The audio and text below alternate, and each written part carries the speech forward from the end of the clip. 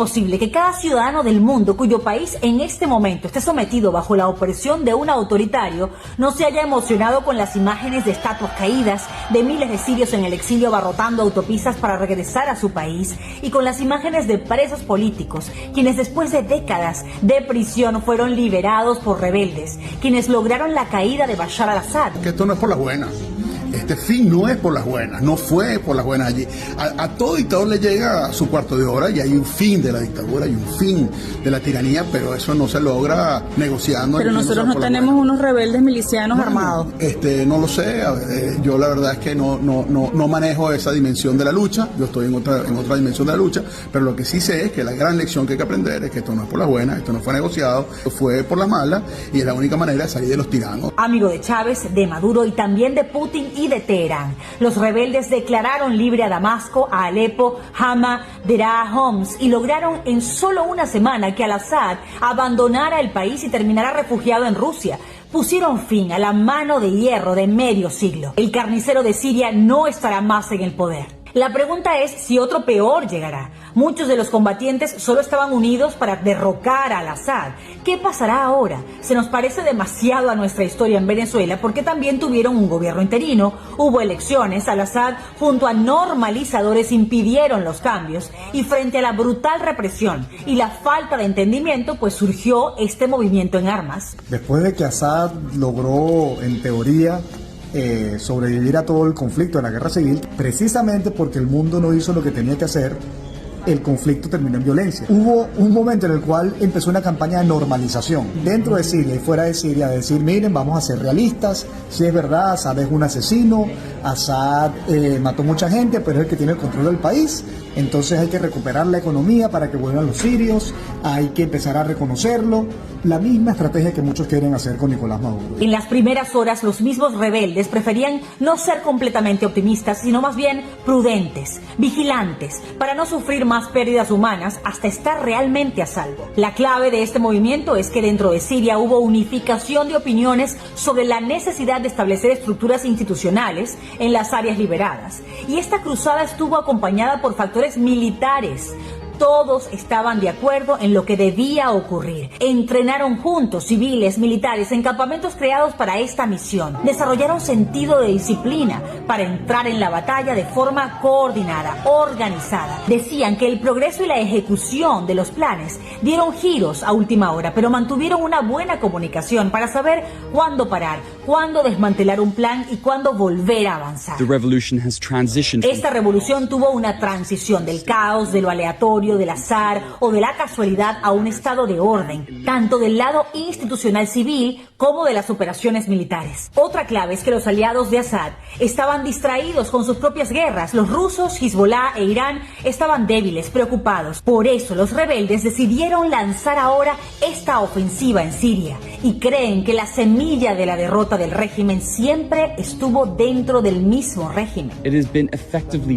Ha estado efectivamente muerto desde ese momento. Los iraníes trataron de revivir al régimen de al-Assad y de comprarles tiempo. Los rusos también trataron de apoyarlos, pero la verdad prevalece. Este régimen está muerto. Y eso que Bashar al-Assad sobrevivió a la guerra y el mundo árabe le volvió a dar la bienvenida también al escenario mundial. Pero la evaluación de los países árabes fue equivocada. Algunos países trataban de establecer una diferencia entre el régimen de Siria y el proyecto iraní, pero era imposible, aunque quisieran, estaban subordinados a Irán.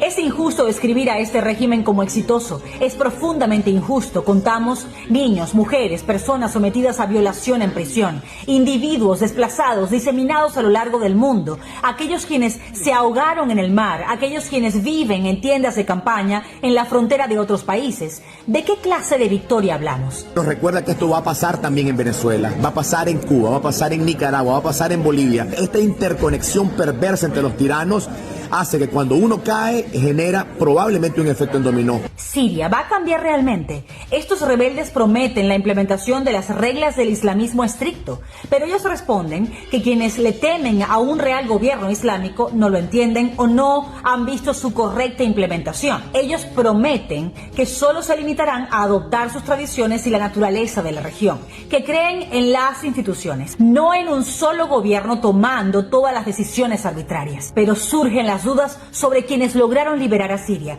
porque los rebeldes han tenido afiliación con Al-Qaeda y con ISIS, y ahora proyectan esta imagen de líderes moderados. Ellos insisten en que quieren construir Siria, que aquí no termina todo, sino que ya cumplieron con esta tarea de sacar al régimen y luego vendrá una transición a un nuevo gobierno. Pero ¿cómo creerle a quien Estados Unidos designó como representante de una organización terrorista y tiene una recompensa de $10 millones sobre su cabeza? Los rebeldes de Siria piden ser juzgados por sus acciones, que la realidad hablará por sí misma. Como venezolanos no podemos evitar pensar que si Rusia e Irán, que también son aliados de Maduro y Diosdado, dejaron caer al Assad, teniéndolo tan cerca, ¿Maduro les importa? Cayó un dictador, cayó un genocida.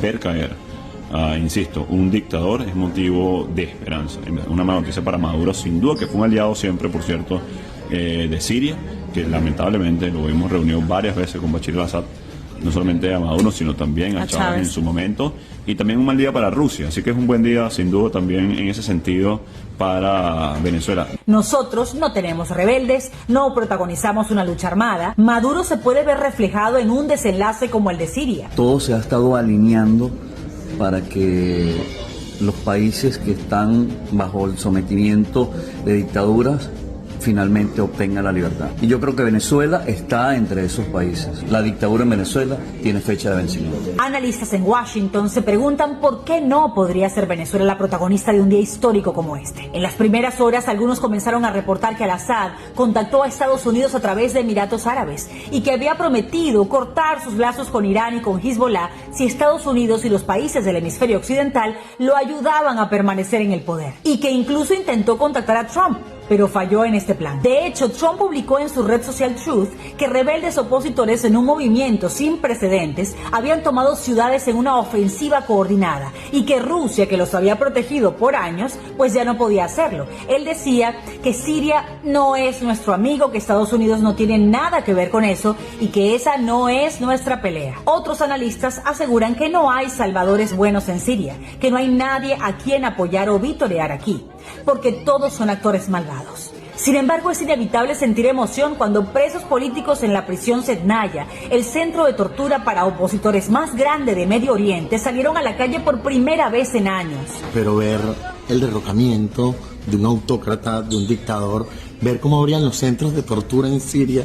Mi mayor sueño es abrir los centros de tortura y que salgan los presos políticos y que después cierren eso y que más nunca haya un preso político, y ver eso realmente nos inspira a soñar, a seguir luchando. Había demasiados riesgos. Se temía que los leales a Assad usaran armas químicas contra los rebeldes, quienes invadieron el palacio presidencial y la residencia particular del tirano. Hubo incendios, saqueos. Assad huyó con su esposa, sus hijos, a Rusia y pidió asilo allí.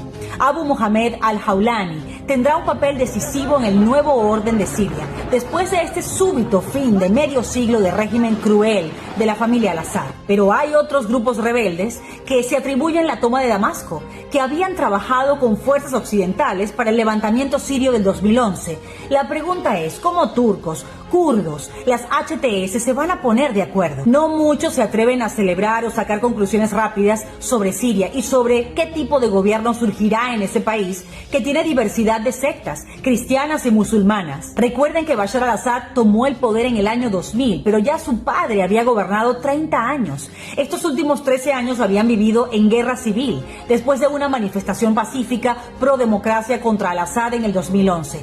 Más de 500.000 personas murieron, 12 millones migraron. Y esto pasa cuando se creía que al-Assad tenía el control de la mayoría del país. El régimen de al-Assad estaba débil por años de guerras, sanciones y también corrupción. Hezbollah los había ayudado, pero Israel les dio un duro golpe, incluso a los terroristas en Siria. Y Putin estaba concentrado en Ucrania. Por supuesto, proyecto lo que estoy viviendo en Siria, en lo que espero pase en Venezuela. Que caiga Maduro, que caigan esas imágenes, que podamos desarraigar lo que han sido todos estos años de tortura, de destrucción de nuestro país.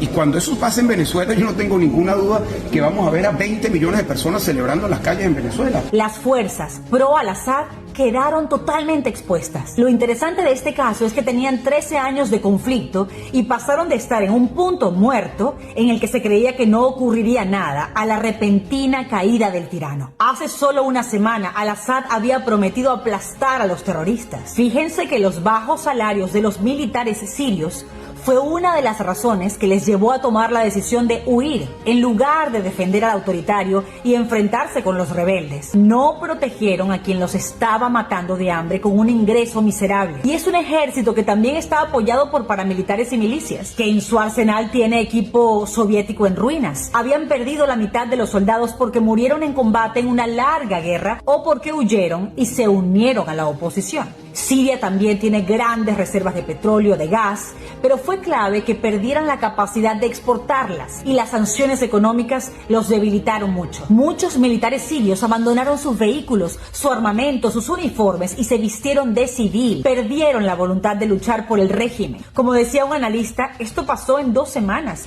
El régimen sirio solo estaba en tiempo extra. La oposición, con sus alas islamistas y nacionalistas, los atacaron de sorpresa. El ejército se desplomó y al régimen le pasó lo propio. Un retroceso para Irán, una humillación para Rusia, la oportunidad para Turquía e Israel, pero también para los pueblos del hemisferio occidental bajo autoritarios. Ha sido un año terrible para los amigos de Maduro. Hamas y Hezbollah han sufrido golpes severos en su frontera con Siria y con Irak, que usaban para penetrar con armas contra Israel. También pone en peligro las únicas bases militares en el Mediterráneo que tiene Rusia. Una Rusia que intervino Siria hace 10 años. Esto debilita el poderío naval con el que amenazaban a la OTAN.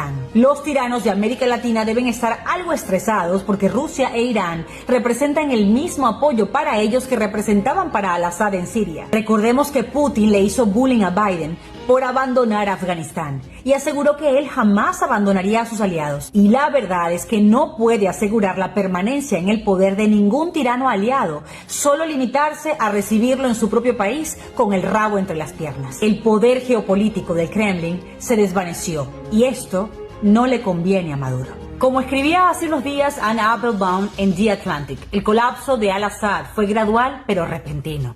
Y citaba a Hemingway, quien describía también la ruina, el colapso de las autocracias como suave y luego de un solo golpe.